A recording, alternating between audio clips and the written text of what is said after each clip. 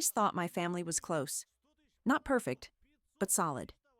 I'm 29, and for most of my life, I really believed my parents had one of those quiet, steady marriages. My dad was the kind of guy who showed up to every school event, every doctor appointment, every broken-down car situation. He worked a boring but stable job in logistics, and my mom stayed home, mostly helping out with my younger siblings. We weren't rich, but we had enough. More importantly, we had trust. Or so I thought. The thing is, I was supposed to be getting married next year. My fiancé, Brandon, proposed to me last spring. It wasn't some over-the-top flash mob nonsense. It was quiet, on our balcony, just us and a bottle of wine. We'd been together since college, and honestly, I thought I'd won the lottery. Brandon is patient, dependable, and one of the most emotionally available men I've ever known. He's also very, very big on honesty, which is why I don't know how I'm going to fix what just happened. 3 weeks ago, my dad had a medical emergency. At least, that's what we thought. He collapsed at work and had to be rushed to the hospital. We were all panicked, my mom especially, thinking it might have been a stroke or something serious. I rushed there with Brandon, holding my breath the whole drive. But when we got to the hospital, things weren't adding up. First, a nurse asked if we were the Johnson family from Oak Ridge. We're not. We're the Johnsons from Bayfield. I corrected her, and she just sort of blinked, then walked off without clarifying. I brushed it off as confusion. Hospitals are hectic. Mistakes happen. But the second red flag came when I went to check in on my dad. A woman was already in the room with him. Mid-40s, stylish, confident, definitely not a nurse. She looked up at me like I was the one intruding. Then she said something I'll never forget. "You must be his other daughter." I just stared at her. Then my dad, who looked pale and completely caught off guard, mumbled her name. "Rachel, not now." Not now? What the hell was happening? I left the room. My heart was pounding so loud I couldn't hear anything else. Brandon followed me out, asking me what just happened, but I couldn't speak. I felt like the floor had disappeared from under me. The next 24 hours were a blur. My dad was stable, and we were told he'd be discharged in a couple of days. But that didn't matter. I was unraveling. I confronted my mom the next day. I didn't want to believe she knew about this, but something about her expression when I told her about Rachel, it wasn't shock. It was resignation. She sat down at the kitchen table and told me the truth, or her version of it anyway.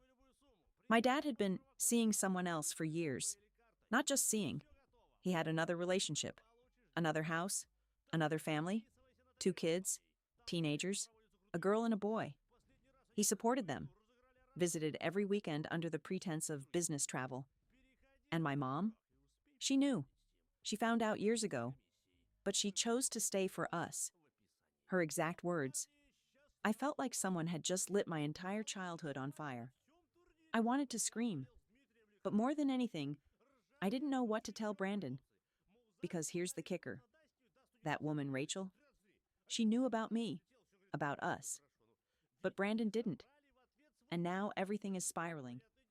I didn't sleep at all that night. I just laid there, staring at the ceiling, running every memory of my dad through a mental shredder. Every birthday party, every dad joke, every time he said he loved us. Was he lying then too? Or was he somehow convincing himself he was being a good father while living 2 lives? Brandon noticed right away. He kept asking what was wrong, but I couldn't tell him. Not yet. I was scared. Scared that somehow I would be the one who looked like the liar. And I was right to be scared. 2 days after my dad got out of the hospital, Brandon found out on his own. Apparently Rachel's daughter, my half-sister, goes to the same private art program as Brandon's niece. Small world, right?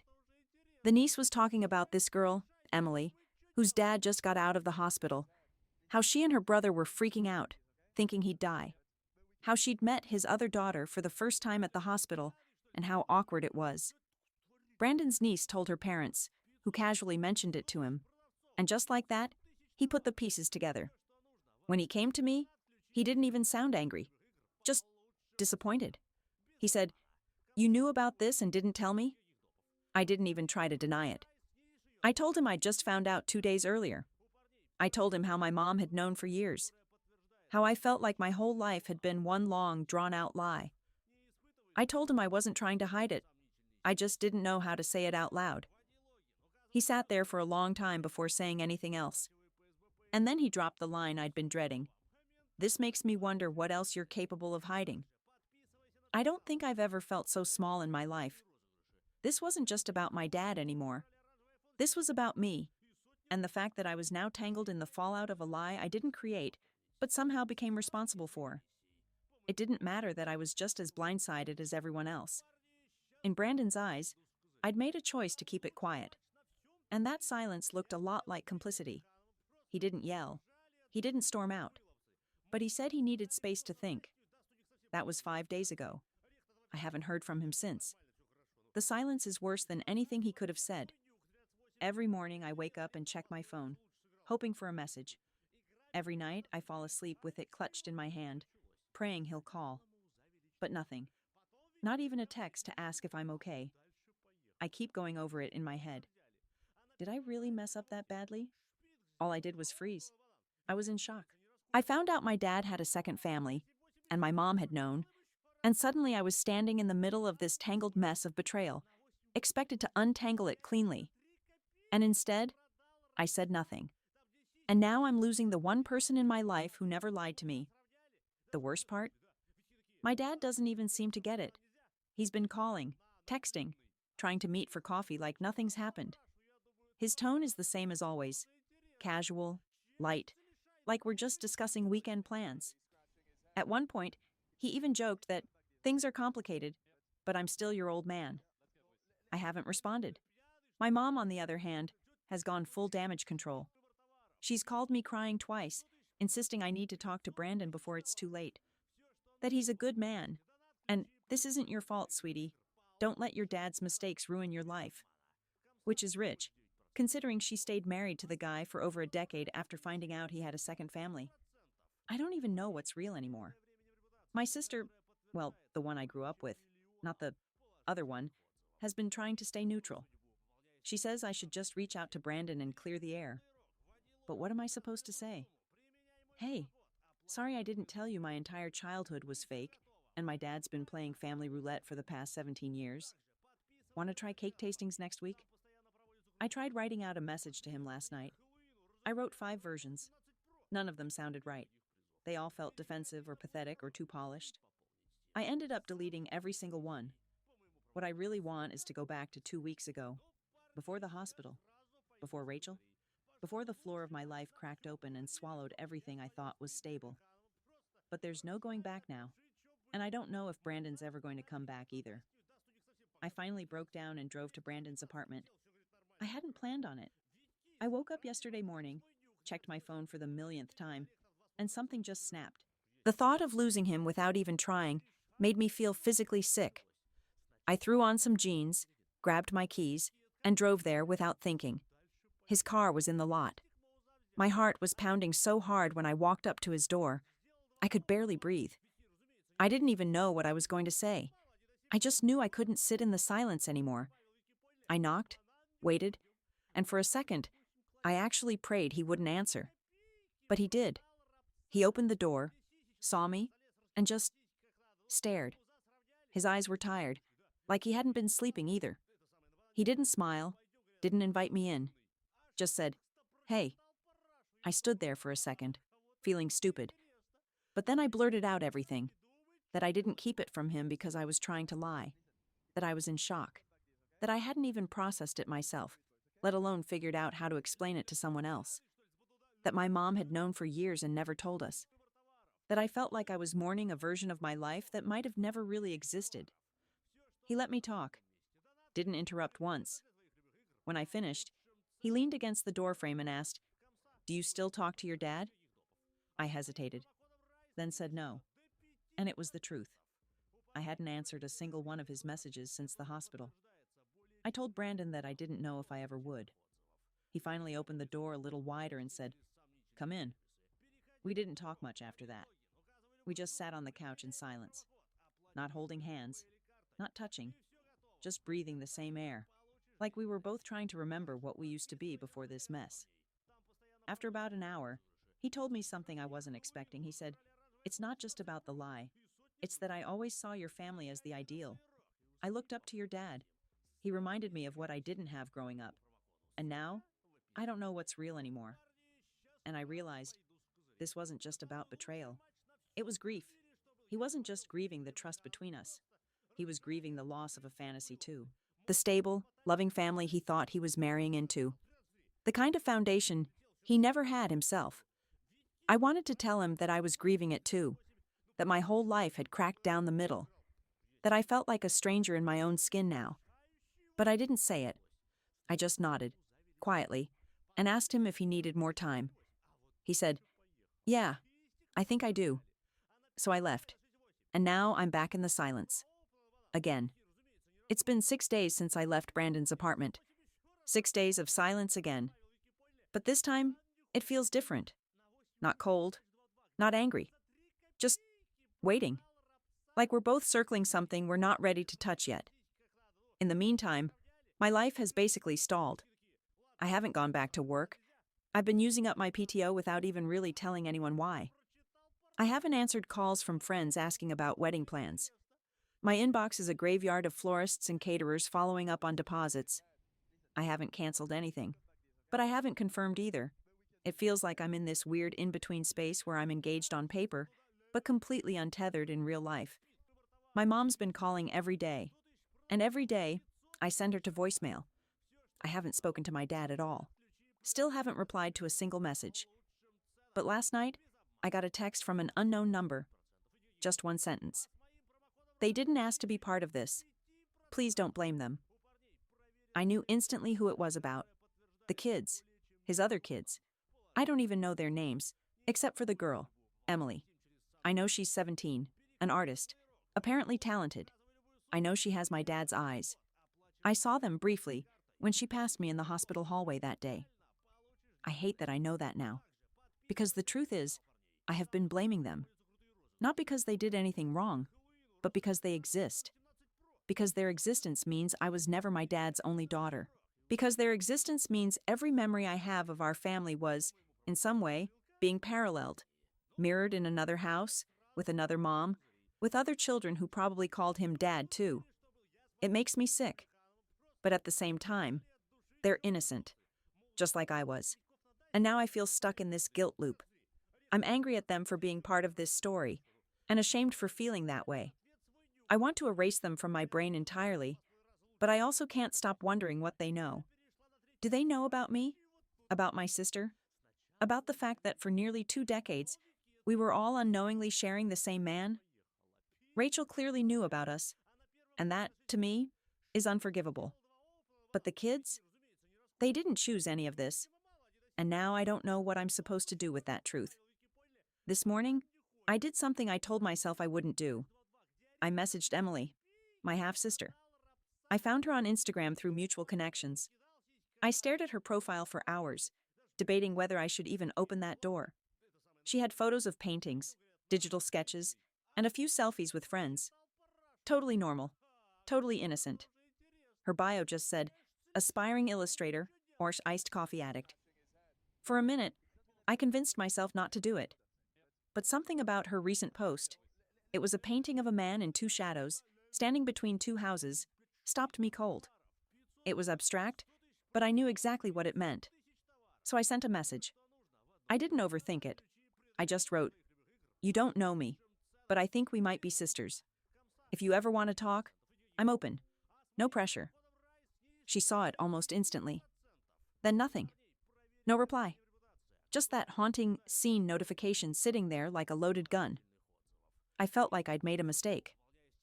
I turned off my phone, went for a walk, tried to breathe. When I got back home, there was a reply. "I know who you are. I've known since I was 12. I had to sit down. She knew. For years. I read the message again and again. She said Rachel told her and her brother the truth when they were young. Said it wasn't fair to lie to them the way my dad had lied to us. Apparently, Rachel wanted them to understand what kind of man he really was. According to Emily, their relationship with him has always been complicated. She wrote, "We only see him on holidays now. He stopped coming around as much after I turned 15.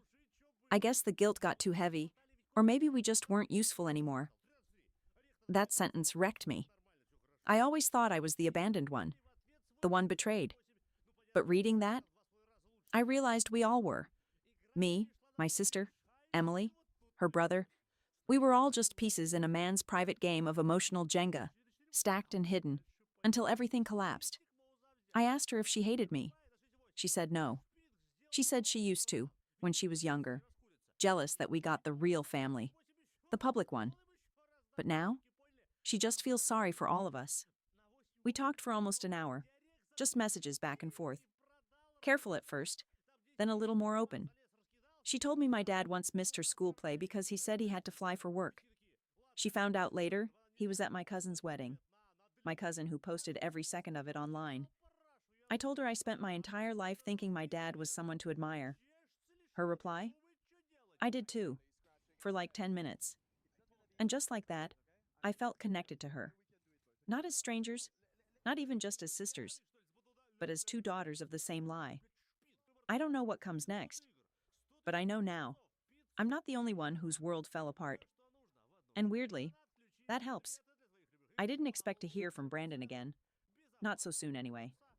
But late last night, while I was curled up on the couch rereading my messages with Emily for the 5th time, my phone lit up. Brandon. All it said was, "Can we talk? I think I'm ready." My heart was in my throat. I didn't respond right away. I just stared at the message, my chest tight with 1,000 things I wanted to say and none of them sounding right. Eventually, I just wrote back, "Yes, whenever you want." He showed up this afternoon. Same hoodie, same soft knock on the door. But he looked different, tired, like me. Like someone who'd been doing a lot of thinking, and probably even more grieving.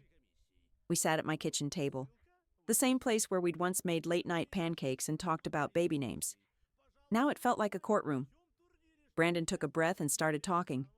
He told me he'd been angry, but more than that, he'd been hurt. Not just by what I didn't say, but by the fact that the version of my family he'd grown attached to wasn't real. That I wasn't just losing my father, but he was too. A man he'd grown to respect and admire. The kind of dad he wished he'd had growing up. And then he looked at me and said something I'll never forget. "I wasn't mad that your dad lied. I was mad that you felt like you had to protect me from the fallout." That hit harder than anything else. Because he was right. I didn't stay silent because I was hiding something. I stayed silent because I didn't want to shatter his image of us. Of me. I thought if I could just hold it together, maybe it wouldn't spill over into our future. But secrets don't sit still. They spread. I told him everything. About Emily. About our messages. About how messed up it felt that I actually liked her. That she's nothing like I imagined. And somehow exactly like me in all the worst ways. I told him I wasn't looking for a sister, but I found one anyway. Brandon didn't say much for a while after that. He just sat there, listening. Then he reached across the table and took my hand. It wasn't a grand gesture. It wasn't fireworks. It was just human, warm. "I'm still in this," he said, "but we have to rebuild from where we are now, not where we thought we were." And that's when I started crying. Not sobbing, just quiet tears. Relief mostly, because I wasn't alone in the fallout anymore, because the silence was finally broken. We didn't talk about the wedding. Not yet. But for the first time in weeks, it felt like we might still have a future, even if it looks nothing like the one we planned. The wedding is officially canceled. Not the relationship, just the event. The big white dress, 200-guest, multi-tier cake fantasy we'd spent the last year planning like it was the foundation of our future. Brandon and I made the decision together last night, after dinner, sitting side by side on the floor of my apartment surrounded by stacks of vendor contracts and RSVP cards that will never be mailed. And it wasn't dramatic. There was no fight, no final straw. Just peace. Because the truth is, we're not the same people who got engaged last spring. That version of us had everything figured out. At least, we thought we did. But life doesn't care about your timelines or Pinterest boards. It wrecks the fantasy, strips you down, and shows you who's actually standing beside you when the illusion burns. And Brandon? He stayed. Not out of obligation, not because I begged, but because he chose to. We talked for hours after we canceled, not just about the wedding, but about what comes next, what healing looks like, what we look like, without the performative parts. We're still together, still in love, but we're not pretending anymore. We're giving ourselves time to just be. No deadlines, no titles, no pressure to prove anything to anyone. For now, we're focusing on rebuilding trust, relearning each other in this new version of our lives. He's staying in his place, I'm staying in mine, and somehow, that feels right. As for my family, my dad tried to reach out again yesterday. This time he left a voicemail. He said he hoped I was finding compassion through all this, that people are flawed, and love isn't always neat. He even said he'd be open to having all his kids meet one day, if we're ever ready. I deleted the message, not out of anger, not even because I've written him off forever, but because for the first time in my life, I realize I don't owe anyone forgiveness on their timeline, especially not him. Emily and I still message. It's cautious, but real. She even sent me a photo of a new painting she made. This one of two girls sitting on opposite sides of a mirror, hands pressed against the glass. She titled it, Reflection. It made me cry. We're not sisters in the way either of us imagined, but we're both survivors of the same betrayal. And that, weirdly, makes us family too. Sometimes I wonder what would have happened if I never walked into that hospital room, if I'd never met Rachel, never heard the words, "You must be his other daughter." Would I be married by now? Probably. But I wouldn't be free. Now, I am. The wedding's off. The fantasy is gone. But what's left? Something real. And for the first time in a long, long time, I'm not afraid of that.